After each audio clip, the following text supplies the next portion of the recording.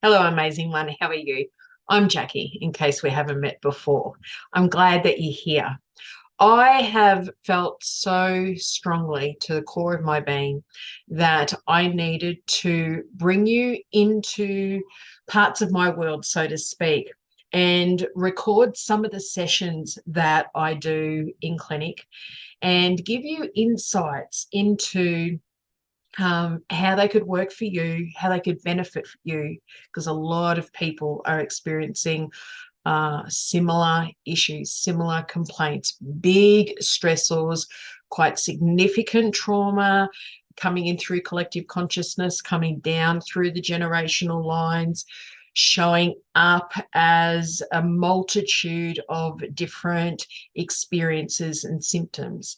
So, what was really coming up for me strongly is to give you insight into what these sessions potentially look like, right?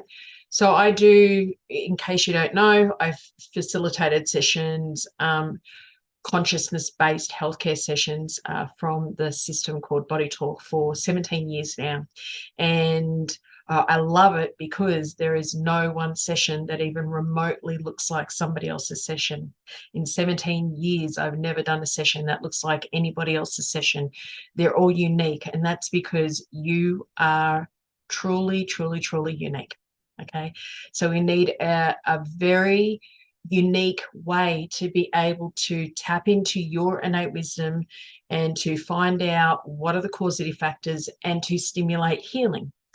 I do sessions for people of all ages, okay, men and women, so babies, youth, older people.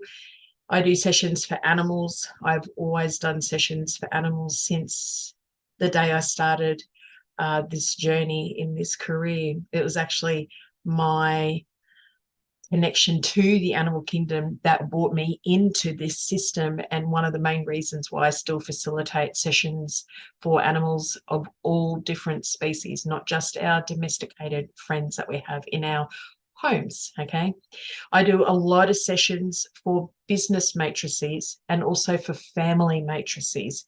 There are a lot of different reasons that you can do sessions for. I've got colleagues that do sessions for entire crops and farmland, and there's lots of earth healing and plant healing, and the list goes on and on. But that's what I focus my efforts on, and what really inspires me. So far, at the time of me recording today's demonstration session, and I am going to be doing the session on a person. It is a real person, okay? So far to this point in time, I have recorded a demonstration business session, and I have shared that with you. So take a look down in the comments and see, you might find that there's a link there that takes you to that so that you can check that out as well. It doesn't matter if you've had a business or not. You can still benefit from watching that and being part of it. It's very, very important. So if it feels right to you, go and participate in that one as well. I'm not going to be giving a lot of details away about this person. You need to know that it's a female. She's in her very late 40s, early 50s. Sometimes I do sessions with her in person, so she'll come into my clinic. Sometimes I do sessions with her via Zoom, where we are face-to-face live. And sometimes she doesn't have the time to be able to meet with me, so I facilitate the session for her via distance. I record it, and then I will send it through to her as an email recording, and that's what I'm going to be doing today. I've had a discussion with her. She's really okay with me recording this session, providing that we don't give away too much details about her, and sharing it. The wonderful thing about this is that by you coming and participating in watching this, you become not only an observer for the healing potential, but you become a co-creator in somebody else's healing journey. And if you are here watching this, it's also because your own innate wisdom guided you to be here, because there is something in this session that is relevant for you that you can also get out of it. Okay, so there's never any coincidences whatsoever. If you need to brush up on your understanding of how we do sessions, what body talk is, what a session looks like, so on and so forth, or if you've not heard of it ever before, then it may pay to actually just pause this video or go at the end of the video and have a look. On my website, I have a Working With Me page. I'm going to link it somewhere down below if I remember. I have a Working With Me page, and there is a series of videos on that page that will answer majority of the questions that you have around what we're doing. Essentially, what we're doing is we're tapping into this person's innate wisdom, and we're asking their innate wisdom, what is the most important thing that we need to address today? The whole premise works off priorities. We're asking the innate wisdom when we're stimulating the healing processes. Okay. There's going to be a series of tapping that we're doing, and that's also explained over on the Working With Me page, but we're really engaging with the three brains, the head brain, the heart brain, and the gut brain. Okay. I'm probably going to jot down a few notes as we go through, because sometimes I need to write down a summary after I've finished the session. Okay, let's start. I'm going to ask you just to bring your awareness to where you are right now, your body. Take a nice big deep breath in and out.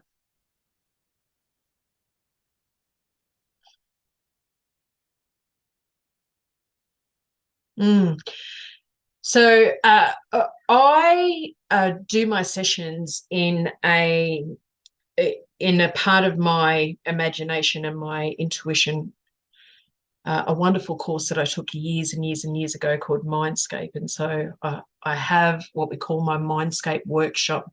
It's in my mind's eye, and I use it every time for sessions. And it's a full intuitive space for me. And I always invite clients into that Mindscape workshop space, because I can see them, I can hear them, I can notice their body languages, I can feel temperature. It's no different to you and I being together. It's the same sensory experience, except it's more heightened. So I receive a lot more information in there. And the reason why I'm telling you this is because when this individual comes in, the first thing that I notice is it's almost like we need to lift the lid off the top of their head there, like just peel the cranium like it's a little lid on a box. Just pop the cranium and lift the cranium back. And there is this idea that when you pop the lid back, that it starts this process of helping to not only release the cranium and all the suture lines throughout the cranium, but there's a lot of pressure inside the head brain. So we want to create more room. We want to free things up. So that's my first impression. That's what I see when she comes in. Let me see if we have more and what the priority is that we actually need to do about this.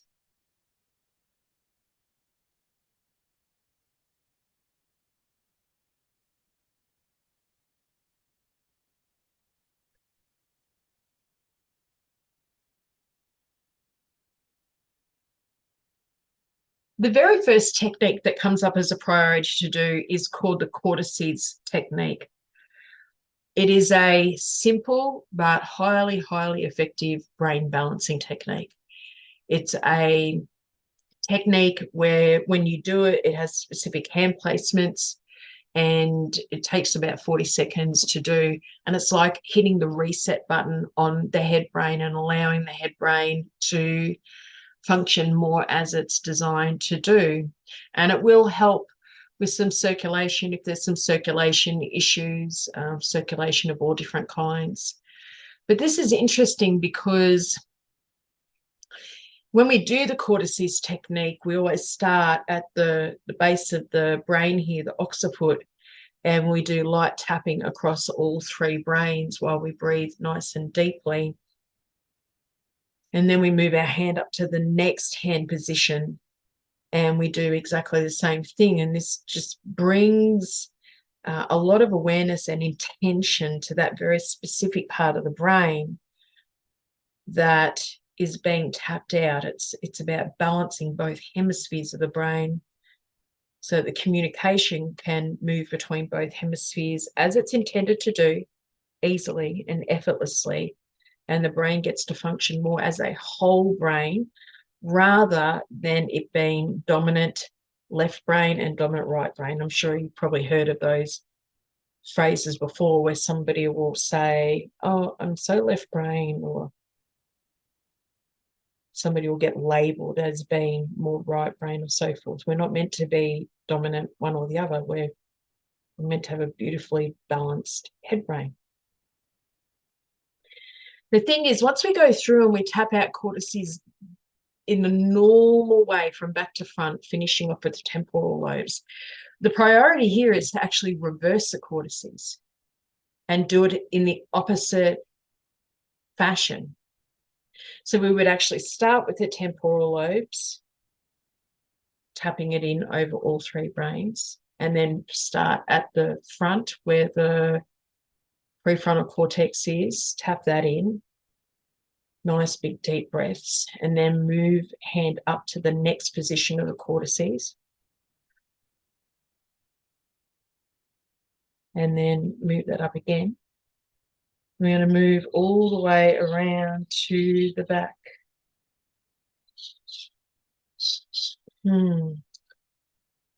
It kind of feels like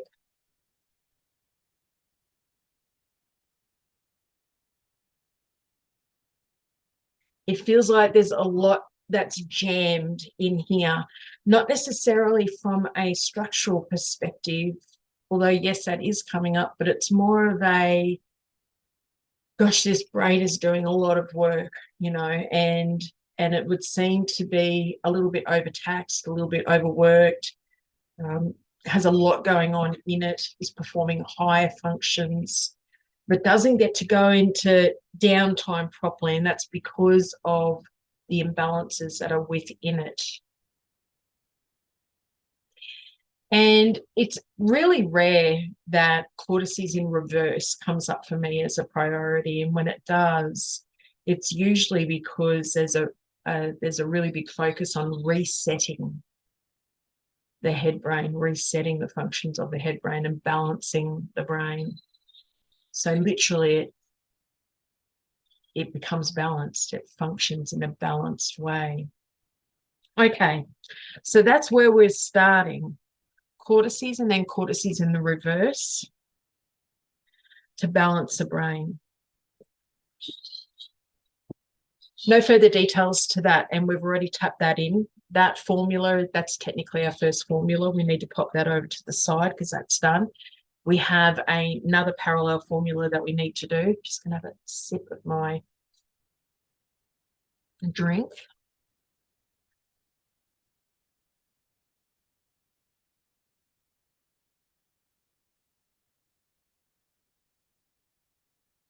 We're coming to the endocrine system.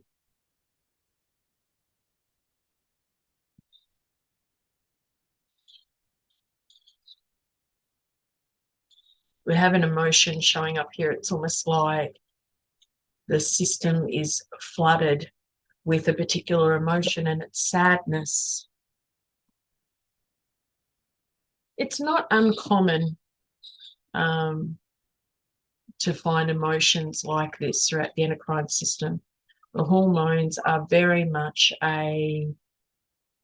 not just a system for the hormones, for these chemical messengers, for these endocrine glands, but it's a system that allows the carrying of emotions to move through it. If we were to imagine this particular endocrine system as an ocean,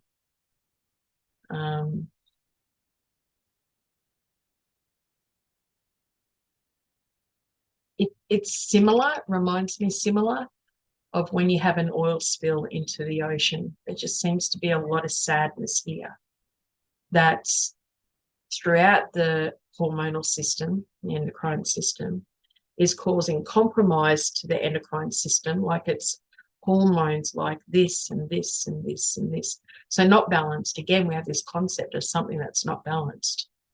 Hormones, it's critical that hormones are balanced. When they're not balanced, there is an unlimited amount, like there's too many for us to talk about. There's an unlimited amount of ways that that shows up as imbalances and stress and disease processes happening within the body. So balancing the hormones is crucial. And hormones need to be balanced really to a very fine amount. People don't realize this. There's a very fine level of the way that your hormones are meant to be balanced for you in particular. And that will be different to everybody else. But your body and your innate wisdom finding the sweet spot, right, of where your hormones are meant to be balanced on any given day, because that changes with your diet, it changes with the seasons, it changes with your age, it changes with the environments that you're in, the people that you're around. All those hormones need to change according to where you are, what you're going through, all those different kinds of things that I just mentioned. This shows it's like we have an oil spill of sadness into the endocrine system. It's flooded the endocrine system. It's affecting the endocrine system to this where it's like looking at a chart where it's hormonal swings and imbalances, up, down, up, down, up, down. So the priority here is to find ways to actually move the sadness from that system out through the body into the excretory systems. It's very likely that the lymphatic system will get involved here. May even require some of the immune system, but we'll see what comes up. So the focus is on balancing the endocrine system, balancing hormones by moving this sadness out. And yeah, a lot of it will actually go down through the systems. Sometimes emotions will be directed up. So they can come out through the lungs and come out vocally. It can come out as literal crying.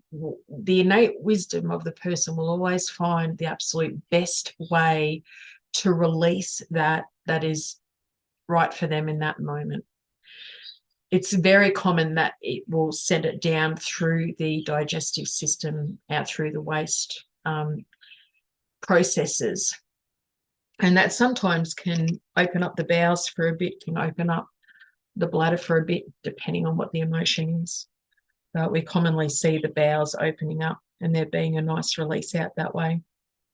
It's usually just short and sweet, but sometimes it can be very, very powerful. Okay. From the endocrine system, we're going to link to something else. We're linking to this technique that's called switching. Switching is about addressing stress threshold levels, particularly within the head brain, and that then has a big effect on the nervous system.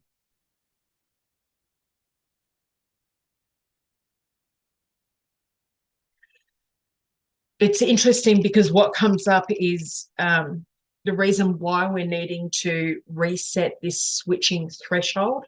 It's like a mechanism, a button within inside the head brain and the nervous system. So when the switching mechanism is designed to switch backwards and forwards between parasympathetic state and sympathetic states of the nervous system. When a person's sympathetic state is being activated, it's like taking that light switch and flipping it on. When sympathetic state is on, that is when you and your nervous system are in some state of fight, flight, freeze. And more often than not, people are in this state nearly all the time to some degree, and they don't even realize it. So it's a very common priority to come up in somebody's session, especially in the first few sessions. Then once the body balances itself, it kind of returns to a sense of balance and regulates well. Parasympathetic state is when the body is, the nervous system, and hence then you are in, calm, rest, relaxed state. That's when the body's healing. And this shows a switching mechanism that is gone into stress, hasn't really come out of it, because it would seem that a lot of their environment, what they do, how they do it, what goes on around them, is stress inducing. It causes stress.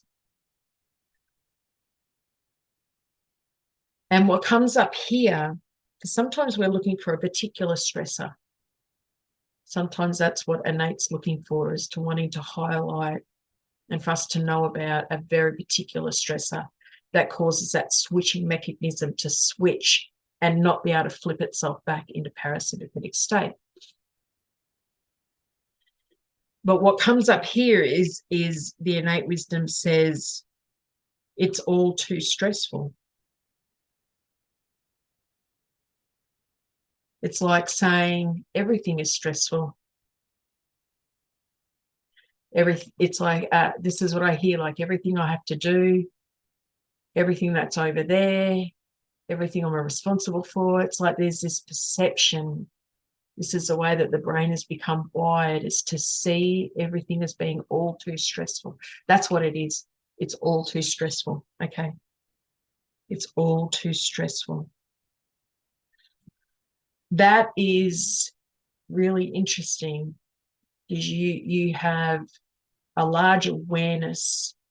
This body-mind complex has this awareness of it's all too stressful. So as it's going about its day-to-day process and it's looking out around the world around us, that's what it keeps thinking and feeling and saying over and over and over again. It's all too stressful. It's all too stressful. It's all too stressful. So then that switching mechanism is flipped constantly. Nervous system is engaged in fight, flight. The effects that would have to the endocrine system alone would be pretty catastrophic. So this is really great that it's coming up. We're resetting the switching threshold. We're modulating that switching mechanism so that it can find better ways to stay more in sympathetic state. And if it does have to switch for whatever reason into sympathetic state, is that the mechanism and the nervous system finds easier ways, finds it easier to be able to switch back into parasympathetic state, which is what's meant to happen. So after the stressor or after the threat has come and gone, to be able to switch back in. And what's coming up for me now also is that this person could probably benefit from learning some really simple, basic ways of de-stressing, like the ways that animals do. So what are some of the ways that animals de-stress? If we think about it, especially our domesticated friends like our cats and dogs, a lot of the time what they do is they'll get up and they'll move around to process stress. They'll shake to process stress, so they'll shake their whole body. Wonderful somatic processing, right? They'll groom. So this person could do dry brushing or focusing on the lymphatic system. There's really simple things, really, really simple things that this person could do that would really help that switching mechanism to repair and to come back into a much better state of functioning. So it's coming up in the session. I'm definitely going to recommend it to her.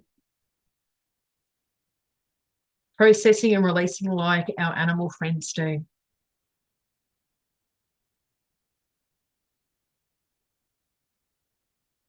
They certainly have a lot of wisdom to teach us.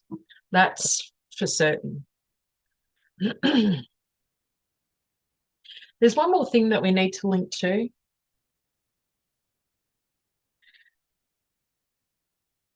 And we need to link to this person's Wei Qi. It's a system that runs externally around the body and then through the body. It runs just underneath the skin, pardon me, runs through the skin. And if it's healthy and strong, it should extend out from the skin and be like a bright white glow around the body. That's if it's doing its job and it's healthy, hasn't been affected by things. And that also runs through the body. Anywhere where the outside world can meet the inside world, that's where you find the Wei Qi system circulates in through. We're focusing on the internal Wei Qi. That's very important.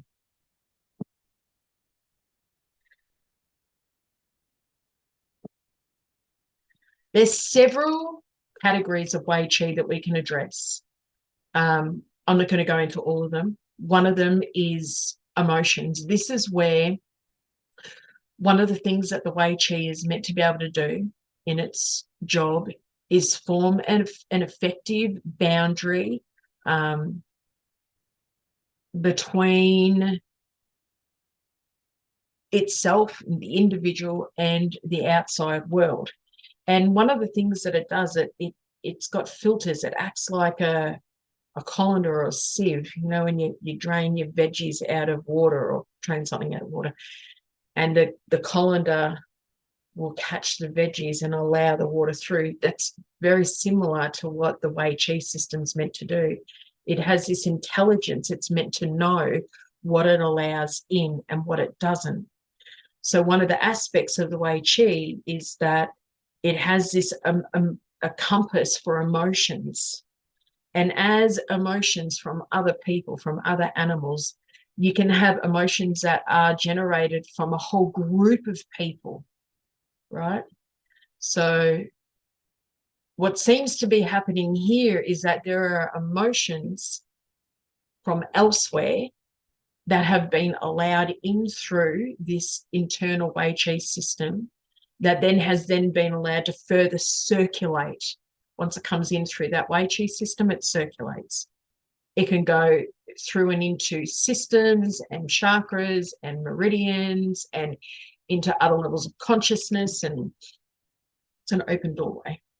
And what her innate wisdom is asking for here is for the Wei Qi system to be updated, for it to have much, much, much firmer boundaries in what it allows in and what it doesn't when it comes to emotions. And we're not saying at all that some emotions are good and some emotions are bad. We're not labeling, you know, particular emotions as good or bad, or this is a much higher intelligence, much higher consciousness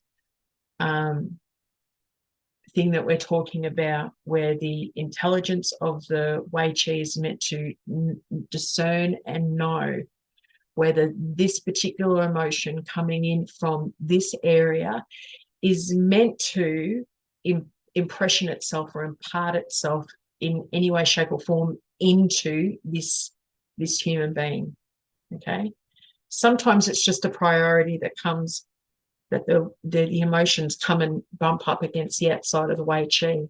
And the Wei Qi can take information from that and still send that information, that data, in through to the human being, so that different levels of the consciousness become aware of it and can use that information. And sometimes it's a priority that as those emotions bump up, that for one reason or another, and it's such a big topic, I could talk about this for days, so I'm not, but we can't because we don't have the time. But the system is designed to know that some emotions, when they come and they bump up against that system, the Wei Qi says, oh yes, that needs to be allowed in, because that needs to go to the large intestine, and the consciousness of the large intestine needs to be aware of that, or that can be used intuitively, or whatever it is, but it needs to have that discernment. And at the moment, it's really lacking the discernment. It's really lacking the proper filtration system to be able to keep what needs to be out and allow what needs to be coming in as far as emotions. I think that will help this person normally in their strength, their fortitude, their constitution. And we just heard before that when we look in the brain and the nervous system, there is this dialogue in there that says it's just all too much, it's all too much, it's all too much. Like there's stress everywhere. This alone, making this upgrade in this system, this alone will go a very, very long way to this person not experiencing the same level of stress or having the same, they just won't even have that awareness. It won't register to them that life is stressful all the time. So this is a really important one. No further details to that. We do have to link that. So the whole body is built on relationships, and all parts of the body communicate with all parts of the body all the time. And when we say we're linking to something else, we're looking at what else is part of this equation. What's having a conversation here in this body-mind complex? What's needed?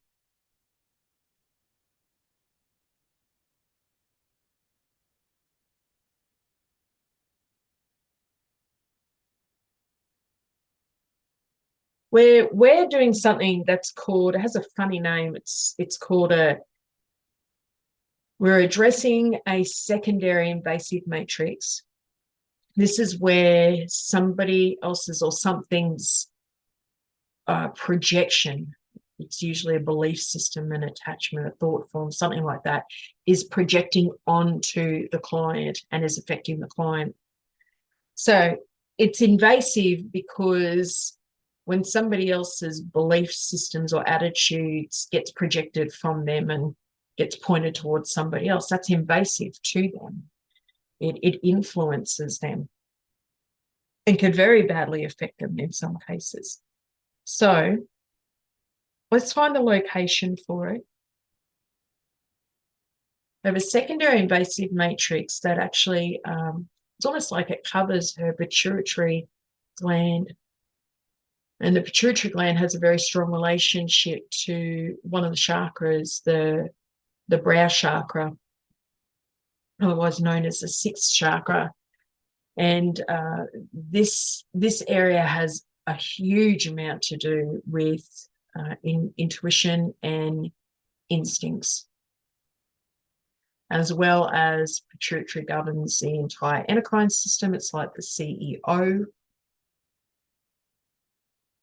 This is affecting this person's ability to be able to step into higher functions of consciousness, higher states of awareness.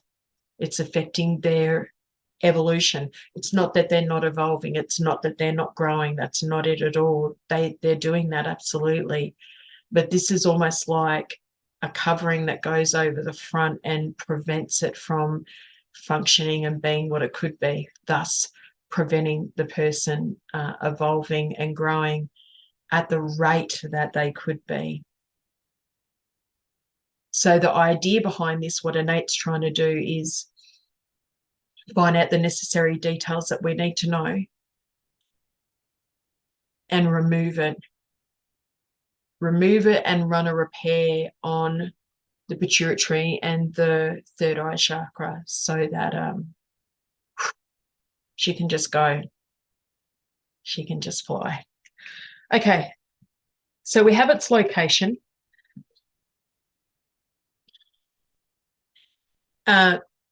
Sometimes a matrix like this has a very particular consciousness, that it has a conscious awareness and has a consciousness expression, and this one does. It's suppression.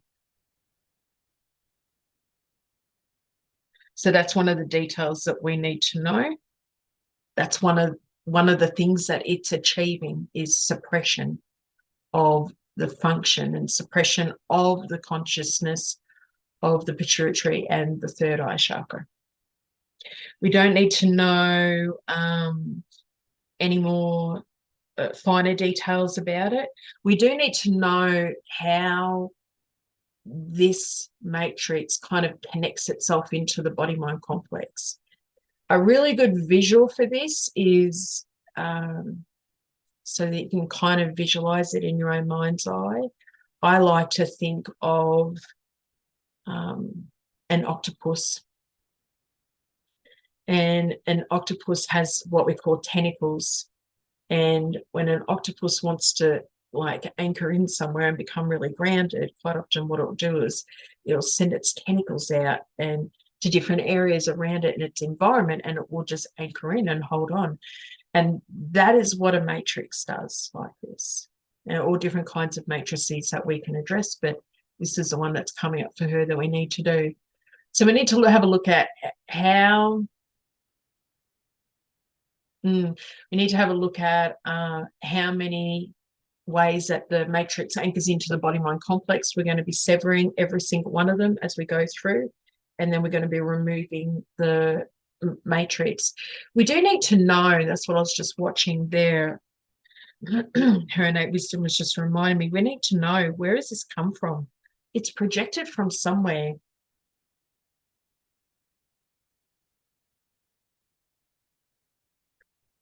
So we're going to people. We're going to a particular energy. If we were to look at the energetic expressions of female, feminine, matriarchal, and then we have the other expressions of man, masculine, patriarchal, where in the side of man, it's not all men, it's not a specific man, it's almost like I'm not sure what this links to. I'm sure she'll tell me when she gets a recording, but there's a reference in here to delusional men.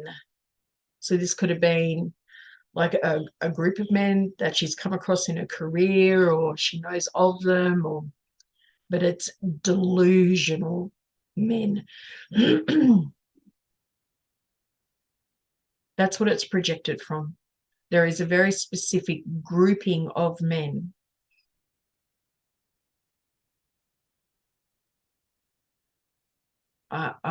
What comes up here is there's about 23 men form this group where they bring forward, it's their own ego, it's their own subconscious brings forward an enormous amount of delusion. So don't know, we don't have any more details. Innate says that's all the information we need, which is great. We know where it's come from.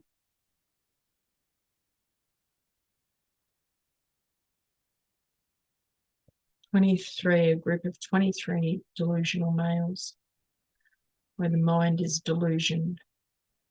Great. We've got our location. Let's find how. I'm going to run through these really quickly. Okay.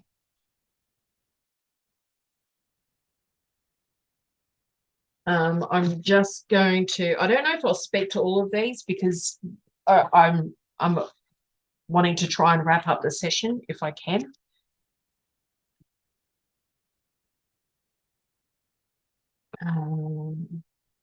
And I don't, it just feels important to not go into a lot of detail with these, so I won't. There are 7 ways that this matrix anchors into her body-mind complex. We're going to find each one, and we're going to, as I said, we're severing and then disassociating that connection. So all we'll be left with at the end of this is just the matrix itself, which we've evaxed it, we move it, we've evaxed it out of the body-mind complex. This is the beauty of consciousness medicine. Okay.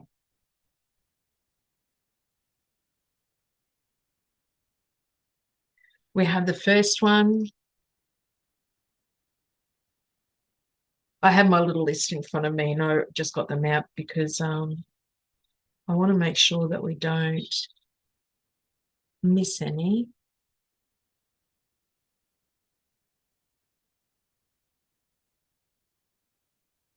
Got the second one, got the third one, got the fourth one. Let's do the fifth one.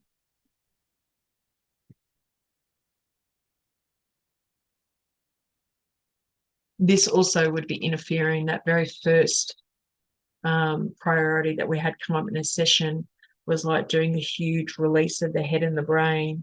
This has also been having an effect on that and actually contributing to that being the way that it was. That kind of just popped in there as we were doing it. So I'm looking for where are we? I'm looking for the inside of a bone, periosteum. It's actually of the cranium.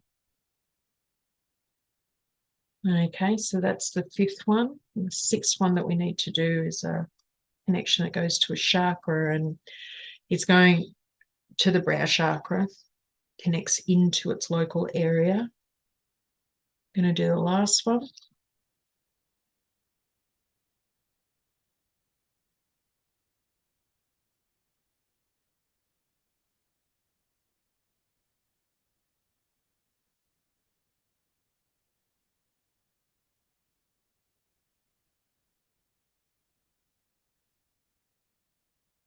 Okay.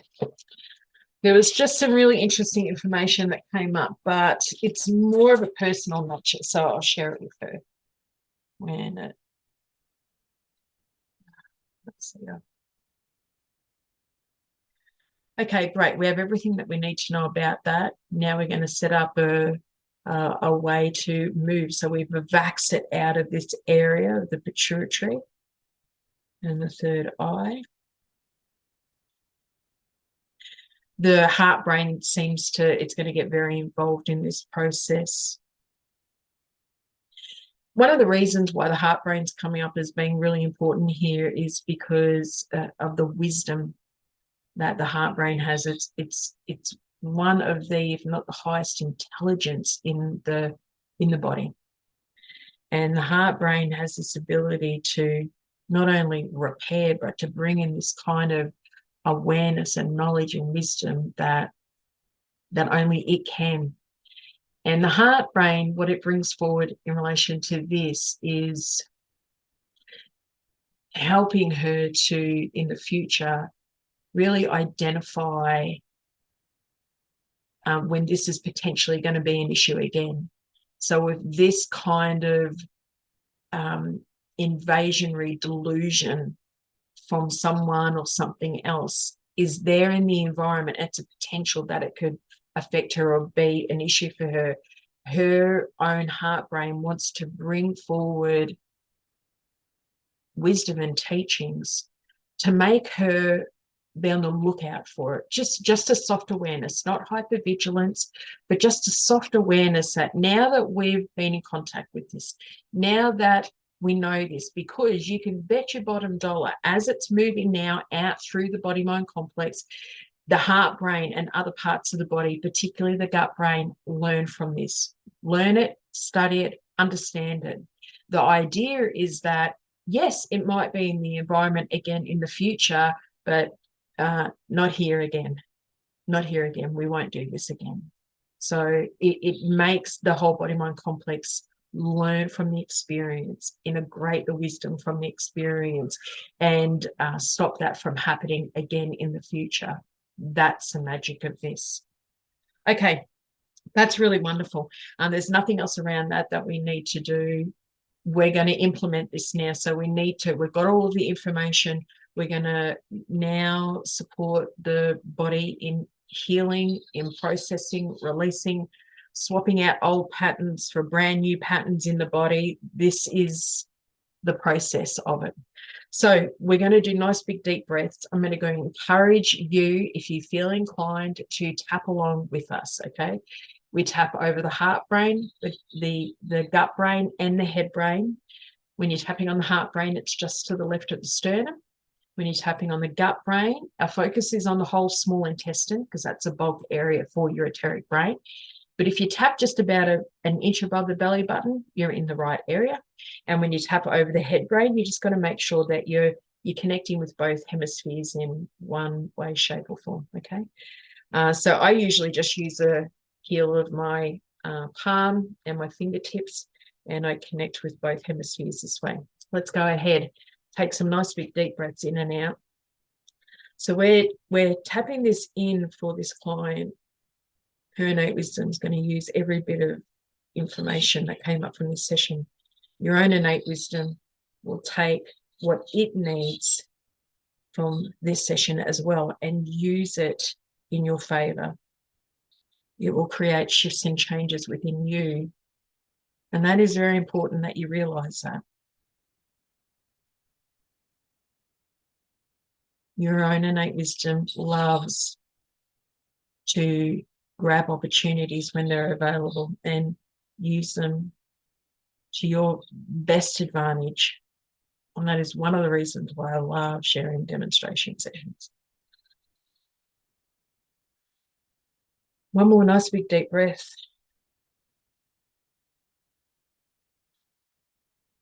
Okay, rest and relax, everyone. There's nothing else around that we need to do. There is nothing else that I need to do on camera with you. There is some other information I need to share with her. There is another formula that I need to do with her, but I have to do that off camera. That might be of a more personal nature. So I'm going to just pause that there for her and bring the session to a close for us. I would highly recommend that if you have any questions or if you want a session for yourself, to hop on over to the website and check it out. If you are not sure about, whether a session would be good for you with what you're going through, please just email us, okay? You're not alone. I have a lot of people over the years that say, I've got this going on. Can Body Talk help with that? So don't worry, okay, if you feel like that you're in that boat. And I want you to know that also there is a huge global community of people that have stepped into this healing space that is Jacquie McIntyre, right? So when you step in, you are held very safely and very respectfully, and you might feel that you're just one coming for a session, but you're actually part of a huge, great big supportive, loving community. And I hope you really feel that when you actually come in and you remember that, okay? If you have any comments, any awarenesses that came up for you, pop them down into the comments. And if it's something more of a personal nature and you want to organise something for yourself, you can do that through the website, as I said, or you can drop us a line at the office. I'm sure all the details are down in the comments. I'm really glad that you could come along for today's journey, and I look forward to being able to bring you some more demonstration sessions of a different kind, okay? And I'll see you really soon. Bye for now.